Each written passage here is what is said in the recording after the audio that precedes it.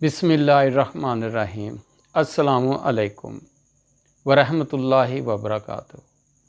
मैं मुहम्मद अब्बास भट्टी, तुसी देख रहे हो ZW TV। उम्मीद है कि तुसी खैर खरीयत नाल होवोगे। अल्लाह दी ज़ात तुहानू खैर खरीयत नाल रखे। अज मैं जिहड़ी वीडियो लैके तुहाडी खिदमत विच हाज़र होया वां, उस दा अनवान ये वे कि ख्वाब दे विच आम देखना। ख्वाब इंसान मुख्तलिफ सूरतां च देखदा है, जिस तरह के ख्वाब दे विच आम देखना, ख्वाब दे विच आम दा दरख्त वेखना, ख्वाब दे विच आम दा दरख्त सुक्या होया वेखना, ख्वाब दे विच आम खाना, ख्वाब दे विच आम किसी कोल लैके खाना, ख्वाब दे विच आम खाण लई किसे नू देना, ख्वाब दे विच आम डिगदिया होया वेखना, ख्वाब दे विच आम दरख्त तरोड़दियां वेखना, ख्वाब दे विच आम ज़्यादा देखना, ख्वाब दे विच आम खरीदना।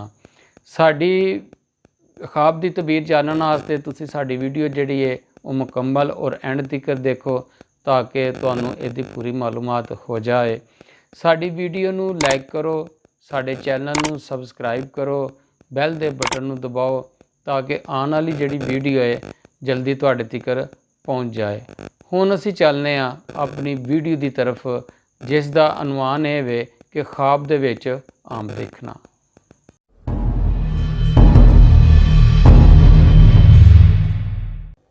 ख्वाब विच आम देखना बेटा पैदा होने ते खुशी मिलने की दलील है। ख्वाब दे विच आम दा दरख्त वेखना माल मिलने और औलाद पैदा होने ते सफ़र करने की दलील है। ख्वाब दे विच आम दा सूखा दरख्त वेखना परेशानी की अलामत है।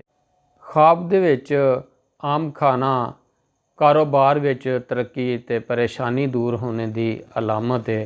ख्वाब दे विच किसे नू आम देना, जिन्नू तुसी आम दिता है उहदे कोलों तुहानू नफ़ा होएगा, ते ख्वाब दे विच किसे दे कोलों आम लेना, जिहदे कोलों तुसी आम लवोगे तुहाडे कोलों उहनू नफ़ा पहुँचेगा।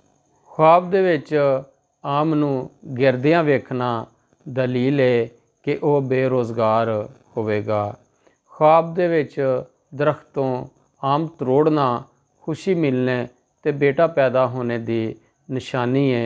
ख्वाब दे विच ज़्यादा आम देखना कशादा रिज़क की दलील है ते रोज़गार ते कारोबार विच इजाफे की अलामत है। ख्वाब दे विच आम खरीदना आराम, सुकून ते राहत पाने की दलील है। ये जी साडी अज दी वीडियो, ते रूहानी इलाज लई तुसी साडे नाल राबता कर सकते हो। ते अल्लाह दी ज़ात दे 99 नाम ने, हर नाम की तस्बीह है। अगर किसी ने भी ये तस्बीह करनी हो तो तुसी साडे नाल राबता करो, अपना और अपनी वालदा दा नाम सानू भेजो और उस दे मुताबिक असी तुहानू दसांगे और तुसी ओहदी तस्बीह करना, ते अल्लाह दी ज़ात तुहाडे कारोबार विच, औलाद विच, जिंदगी विच, रहन विच, कार विच, हर चीज़ दे विच बरकत पैदा होएगी।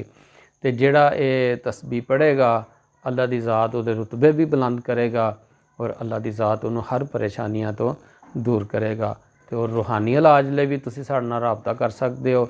स्क्रीन दे उत्ते नंबर साडा 2 चल रहे ने, ते इहदे नाल ही तुसी सानू नवीं वीडियो आउण तक इजाज़त दिओ। ठीक है जी, अल्लाह हाफ़िज़।